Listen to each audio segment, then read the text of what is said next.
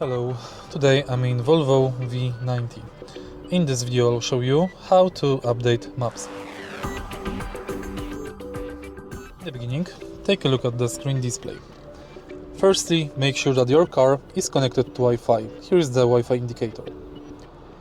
You can connect your car to your hotspot from the smartphone. Next, go to Download Center, Maps, and here is the list of regions. If there's any update available, you can tap Install next to the update. When the update is too big, for example, we want to switch from Italy to Eastern Europe, firstly select as home region,